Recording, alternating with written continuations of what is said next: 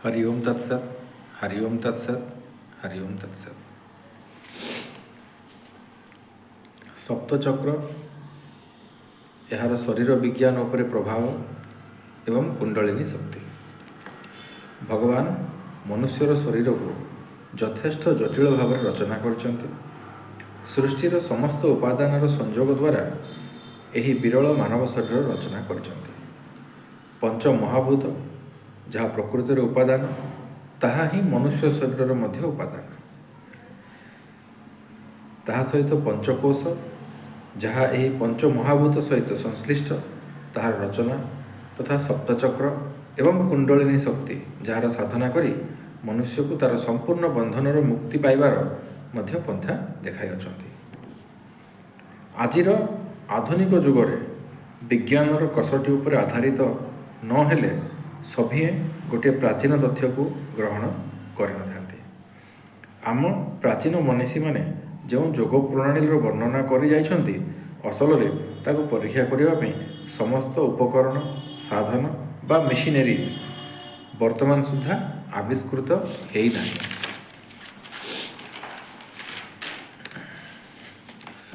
पंचकोश एक साधनार विषय, सप्तचक्र मध्य एवं कुंडलिनी मध्य ये सभी साधनार विषय, किंतु खाली आखिरे बा एक्सरे भली कौन से जंत्र रे एगुड़ी को आमे देखि परिबा नाही। किंतु वैज्ञानिक माने गवेषणा करि आछुछन्ति जहाँ द्वारा आशा करा जाउछि जे खूब शीघ्र एही सब तथ्य को जंत्र माध्यम रे प्रमाणित करिहब। किंतु वर्तमान जाए एगुड़ी को केवल एक जौगिक तथ्य भाव में ग्रहण करने को हम। बर्तमान आम आलोचना करबा सप्तचक्र उपर।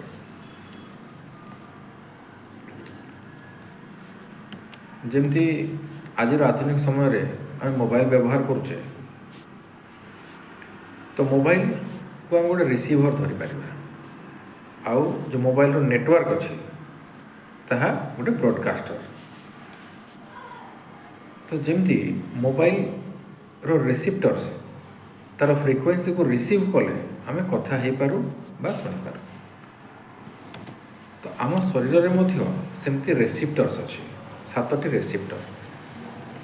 आउ कस्मस जहाँ हूँ आमर समग्र विश्व ब्रह्मांड रे जो आध्यात्मिक ऊर्जा अच्छी ईश्वर ताहा को रिसीव करने मनुष्य देह भितर रिसीप्टर्स अच्छी 7टी। ताहा खाली आखिर देखी हेब नहीं और से ही 7टी रिसीप्टर को सप्तचक्र मध्य आम कही था। ताहार विषय आम सम्यक आलोचना करबा।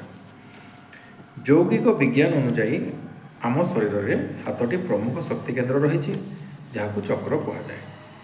मूलाधार चक्र जहाँ को रूट चक्र मध्य इंग्लिश रे हम कहू। तार रंग नाली आउ पाखुड़ा 4टी थाए। यह मेरुदंडर सबुठारु निम्न भाग में जहाँकि आनस एवं जेनिटाल्स मध्य अवस्थित। यह पृथ्वी तत्व सहित जड़ित एवं शरीर स्थिरता और सुरक्षा प्रदान करे। तापर आसो स्वाधिष्ठान चक्र। आम तलू ऊपर आड़क जाऊे बर्तमान। मूलाधार चक्र सबुठ तले आस्ते आस्ते आम ऊपर आड़क जा। तो मूलाधार चक्र पर आसूँ स्वाधिष्ठान चक्र जहाँ को इंग्राजी में सैक्रल चक्र बोलिक आम कहू। तार रंग थाए नारंगी और पाखुड़ा थाए 6टी।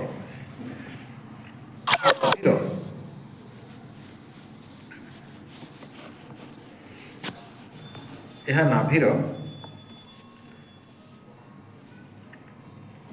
ठीक तले अवस्थित। यह जलतत्व सहित जड़ित एवं आत्मविश्वास और हजम प्रक्रिया को नियंत्रित करे। तापर आसुची मणिपुर चक्र जहाँ को सोलार प्लेक्सस चक्र बोली कह जाए। यार रंग हलदिया पाखुड़ा 10टी। यह नाभि स्थान में अवस्थित। यह अग्नितत्व सहित जड़ित एवं आत्मविश्वास और हजम प्रक्रिया को नियंत्रण करे। यहाँ पर आसुची अनाहत चक्र जहाँ को हार्ट चक्र बोली कहू। रंग सबुज पाखुड़ा 12टी। यह हृदय मध्य भाग में अवस्थित। यह वायु तत्वर प्रतीक एवं प्रेम दया और क्षमा भली भावना को नियंत्रण करे। विशुद्ध चक्र यार रंग आकाश नील पाखुड़ा 16टी। यह कंठरे अवस्थित। यह आकाश तत्व सहित जड़ित ଏବଂ ବାକ୍ଶକ୍ତି ବା ଯୋଗାଯୋଗ ক্ষମତାକୁ ଦୃଢ଼ କରେ। ଏହାପରେ ଆସୁଛି ଆଜ୍ଞାଚକ୍ର, ଯାହାକୁ ଥାର୍ଡ଼ ଆଇ ଚକ୍ର ମଧ୍ୟ ଆମେ କହୁ। ଏହାର ରଙ୍ଗ ହେଲା ଗାଢ଼ ନୀଳ, ପାଖୁଡ଼ା 2ଟି। ଏହା 2 ଭ୍ରୂଲତା ମଧ୍ୟରେ ଅବସ୍ଥିତ। ଏହା ଅନ୍ତର୍ଜ୍ଞାନ ବା ଇଣ୍ଟ୍ୟୁସନ୍ ଏବଂ ମାନସିକ ସ୍ପଷ୍ଟତା ପ୍ରଦାନ କରେ। ଏହାପରେ ହେଉଛି ସର୍ବଶ୍ରେଷ୍ଠ ସହସ୍ରାର ଚକ୍ର, ଯାହାକୁ କ୍ରାଉନ୍ ଚକ୍ର ବୋଲି କହନ୍ତି। ଏହାର ରଙ୍ଗ ହେଉଛି ବାଇଗଣୀ ଓ ଧଳା, ପାଖୁଡ଼ା ହେଉଛି 1000ଟି। ଏହା ମୁଣ୍ଡର ଶୀର୍ଷ ଭାଗରେ ଅବସ୍ଥିତ। ଏହା ଆଧ୍ୟାତ୍ମିକ ଚେତନା ଏବଂ ବ୍ରହ୍ମାଣ୍ଡର ସହ ସଂଯୋଗ ସ୍ଥାପନ କରେ। ଶରୀର ବିଜ୍ଞାନ ଉପରେ ଚକ୍ରର ପ୍ରଭାବ। ପ୍ରତ୍ୟେକ ଚକ୍ର ଶରୀରର କୌଣସି ନା କୌଣସି ଗ୍ରନ୍ଥି ବା ଗ୍ଲାଣ୍ଡ ଏବଂ ସ୍ନାୟୁ କେନ୍ଦ୍ର ବା ନର୍ଭ ପ୍ଲେକ୍ସସ୍ ସହିତ ଜଡ଼ିତ। ମୂଳାଧାରର ସମ୍ପର୍କ କାହା ସହିତ? ଆଡ୍ରେନାଲ ଗ୍ରନ୍ଥି ଏବଂ ମେରୁଦଣ୍ଡ ସହିତ। ସ୍ୱାଧିଷ୍ଠାନର ପ୍ରଜନନ ଅଙ୍ଗ ଏବଂ ମୂତ୍ରାଶୟ। ମଣିପୁର ପାଚନ କ୍ରିୟା ଓ ପାନକ୍ରିୟାସ। ଅନାହତର ହୃଦୟ, ଫୁସ୍ଫୁସ୍ ଏବଂ ଥାଇମସ୍ ଗ୍ରନ୍ଥି। ବିଶୁଦ୍ଧ ଚକ୍ରର ଥାଇରଏଡ଼ ଗ୍ରନ୍ଥି ସହିତ। ଆଜ୍ଞାଚକ୍ରର ପିଟ୍ୟୁଟାରୀ ଗ୍ରନ୍ଥି ସହିତ ଏବଂ ସହସ୍ରାର ଚକ୍ରର ପିନିୟଲ ଗ୍ରନ୍ଥି ସହିତ ଏବଂ ମସ୍ତିଷ୍କ ସହିତ। ସର୍ବଶେଷରେ ଆମେ ଆଲୋଚନା କରିବା କୁଣ୍ଡଳିନୀ ଶକ୍ତି ଉପରେ। କୁଣ୍ଡଳିନୀ ଶକ୍ତି ଏକ ସୁପ୍ତ ଆଧ୍ୟାତ୍ମିକ ଶକ୍ତି, ଯାହା ମୂଳାଧାର ଚକ୍ରରେ ଏକ ସାପ ପରି 3 ଘେରା ହୋଇ ଶୋଇ ରହିଥାଏ ବୋଲି ବିଶ୍ୱାସ କରାଯାଏ। ଧ୍ୟାନ, ପ୍ରାଣାୟାମ ଏବଂ ଯୋଗ ସାଧନା ଦ୍ୱାରା ଏହି ଶକ୍ତି ଜାଗ୍ରତ ହୁଏ। ଯେତେବେଳେ କୁଣ୍ଡଳିନୀ ଶକ୍ତି ଜାଗ୍ରତ ହୁଏ, ଏହା ମେରୁଦଣ୍ଡ ଦେଇ ସପ୍ତ ଚକ୍ରକୁ ଅତିକ୍ରମ କରି ସହସ୍ରାର ଚକ୍ରରେ ପହଞ୍ଚେ। ଏହାକୁ ଜ୍ଞାନୋଦୟ ବା ପରମ ଶାନ୍ତିର ଅବସ୍ଥା ବୋଲି ମଧ୍ୟ କୁହାଯାଏ। ହରି ଓମ୍ ତତ୍ସତ୍, ହରି ଓମ୍ ତତ୍ସତ୍, ହରି ଓମ୍ ତତ୍ସତ୍।